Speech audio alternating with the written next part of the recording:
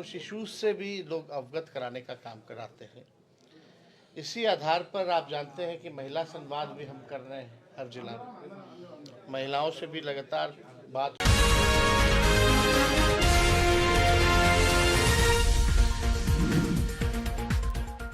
तेजस्वी यादव ने उप मुख्यमंत्री विजय सिन्हा को कहा लोल उप मुख्यमंत्री है। जी हां, कुंभ में मारे गए बिहारियों के लोगों के लिए मुआवजा की मांग की और कहा भी सभी लोगों को मुआवजा मिलनी चाहिए।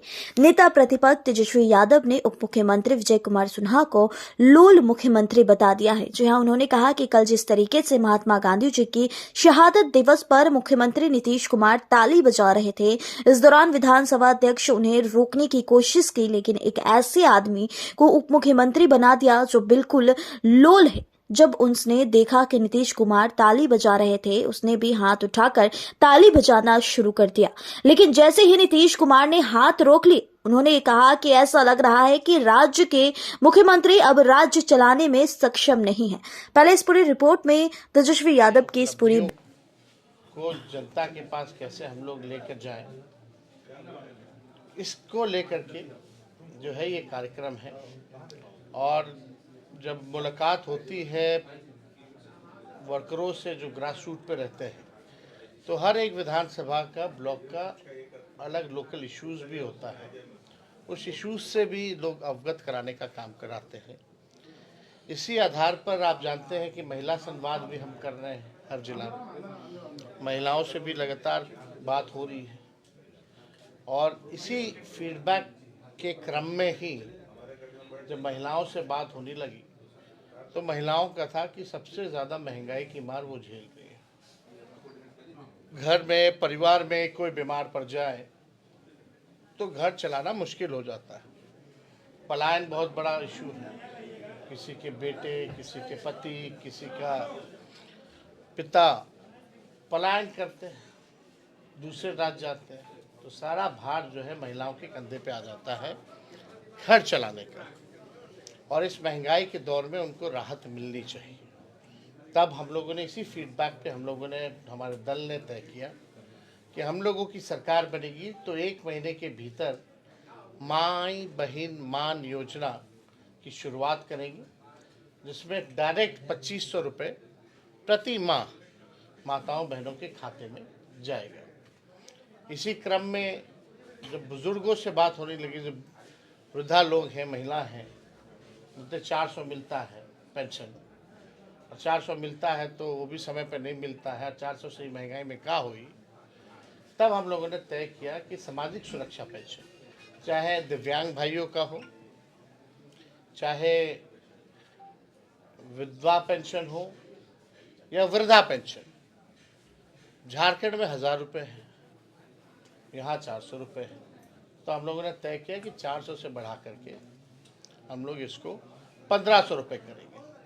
अब कार्यकर्ताओं से बात होती है तो स्मार्ट मीटर की बड़ी समस्या है लोगों में। बिहार में बिजली सबसे महंगा बिकता है और देशों के मुकाबले। तो हम लोगों ने तय किया कि 200 यूनिट फ्री में बिजली लोगों को हम लोग उपलब्ध कराएंगे। तो ये चीज़ें जो फीडबैक छान के जो आती है, और इसके बाद एक बार क्योंकि अंतिम चरण में है पूरा कार्यक्रम, उसके बाद 2-4 जिला बच जाएगा, तो उसके बाद हम लोग जो है पूरा बिहार घूमने के बाद हमारा क्या विजन है, क्या रोड मैप है, क्या ब्लूप्रिंट है, बिहार को अव्वल राज्यों में कैसे हम लोग ले जाएं, चाहे किसान हो, मजदूर हो, महिला हो, पुरुष हो, बुजुर्ग हो, बच्चे हों, खिलाड़ी हों, व्यवसाय हो, इंडस्ट्री की बात हो, आईटी की बात हो, पलायन की बात हो, गरीबी की बात हो, बाढ़ सुखाड़ की बात हो, हर तरह की चीज़ें जो हैं इसमें हम लोग ब्लूप्रिंट में रखेंगे, सभी के लिए काम करेंगे और जनता के सामने इसको हम लोग पेश करेंगे। हम लोग 17 महीने के सरकार में थे तो 20 में हम लोगों ने कहा था कि 10 लाख नौकरी देंगे, लेकिन सरकार नहीं बनी। और जब बनी तो हम उप मुख्यमंत्री रहे, उस समय 17 महीने की सरकार में ही 5 लाख लोगों को नौकरी मिला, 3 लाख नौकरी प्रक्रियाधीन हुई, पेपर लीक नहीं हुआ। हमारे सरकार में रहने से पहले और रहने के बाद लगातार पेपर लीक होता गया नीतीश जी के और एनडीए के राज में। आप देखिएगा चाहे मैट्रिक का परीक्षा हो या बीपीएससी का परीक्षा हो, लगातार पेपर लीक होता गया। हम लोगों ने वादा किया था मानदेय बढ़ाएंगे, तालमी मरकज़ हो, विकास मित्र हो, टोला सेवक हो, आशा हो, ममता हो, आंगनबाड़ी हो, हम लोगों ने शिक्षा मित्र हो, उन सब का हम लोगों ने मानदेय भी बढ़ाया। हम लोगों का पुराना मांग था जातीय आधारित गणना कराने का, वो हम लोगों ने कराया। आरक्षण की सीमा 65% करने का, वो हमने किया। और 20 साल से सरकार को, 18 साल से पता ही नहीं था कि राज्य को आईटी पॉलिसी की ज़रूरत है, स्पोर्ट्स पॉलिसी की ज़रूरत है, टूरिज़्म पॉलिसी की ज़रूरत है, वो हम लोगों ने किया। छपरा में हम लोगों ने एसटीपी भी देने का काम किया। पहले कार्यकाल में ये डबल डेकर भी हम लोगों ने दिया। इस बार हम लोगों ने 4 जो है बाईपास हम लोगों ने दिया, चाहे गरखा का हो, अमनौर का हो, परसा का हो, मढ़ौरा का हो, या रिविलगंज से डोरीगंज तक का हो। तो हम लोगों ने जो काम किया है, जो 17 महीने में एक नौजवानों के चेहरों पर खुशी थी, वही गांधी मैदान नियुक्ति पत्र मिलता था, एक साथ लाखों को नियुक्ति पत्र हम लोगों ने दिया। आज वही गांधी मैदान जेपी गोलंबर पे कुटाई हो रही है, छात्रों की पिटाई हो रही है। इस एनडीए की सरकार में निराशा है। लोग जो है आंखों में आंसू है, देह पे चोट का घाव है। हम लोगों के 17 महीने की सरकार में खुशी थी, उम्मीद था, तो हम लोगों ने जो किया।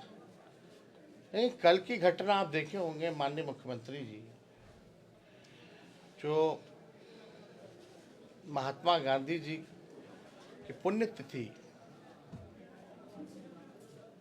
जिसमें नथुराम गॉडसे जी ने महात्मा गांधी को गोली मारी, उस कार्यक्रम के दौरान जो राजकीय कार्यक्रम जो चल रहा था, जिस तरह से माननीय मुख्यमंत्री जी ने ताली मारी, या उससे पहले आपने देखा होगा कि माननीय मुख्यमंत्री जी बोले कि पहले कोई महिला कपड़ा पहनती थी,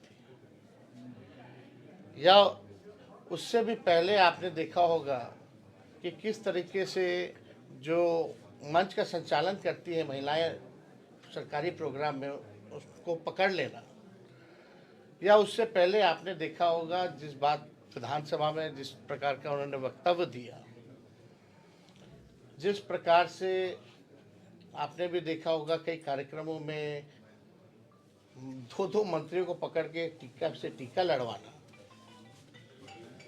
अब ऐसा लगता है कि माननीय मुख्यमंत्री जी अब योग्य नहीं रह गए हैं, बिहार को चलाने में अब वो सक्षम नहीं रहे।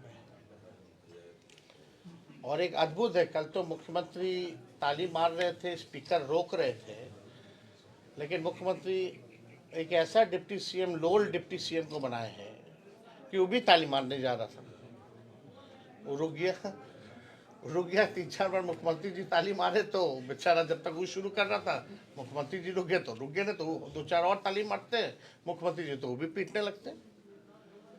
मतलब आप समझ सकते हैं कि किस प्रकार से बिहार जो चल रहा है। 200 राउंड गोलियां बिहार में चल रही हैं, अराजकता का माहौल है। लोग प्रेस कॉन्फ्रेंस करके मीडिया में बयान दे रहे हैं कि हमने चलाई है और चलाएंगे। आरा में, भोजपुर में परसों हुआ, और अभी शायद मुजफ्फरपुर में कल की घटना है वहाँ। यानी बिहार में ऐसा कोई दिन नहीं है जहाँ 500 राउंड गोलियां नहीं चलती हो। बिहार में प्रतिदिन 500 राउंड गोलियां चल रही हैं। बिहार में लॉ एंड ऑर्डर का क्रिमिनल डिसऑर्डर हो चुका है, और डबल इंजन की सरकार, एक तरफ भ्रष्टाचार है, एक तरफ पूरी तरीके से आप देखिएगा तो अपराध का इंजन लगा हुआ है। कोई पॉजिटिव बात नहीं हुई है। एक पॉजिटिव काम बता दीजिए, 1 साल से ज़्यादा हो गया इस नई सरकार को, कोई काम अगर इस सरकार ने किया हो तो। ये पूरी तरीके से भ्रष्टाचार का अड्डा हो गया है। और मुख्यमंत्री जी के हालात को देखते हुए हमने बार बार कहा है कि असली सुपर सीएम जो है वो डीके बॉस है, और डीके बॉस जो है वही जो है बिहार को चलाने का काम नहीं बल्कि बर्बाद करने का काम कर रहा है। और आने वाले दिनों में उनका काला चिट्ठा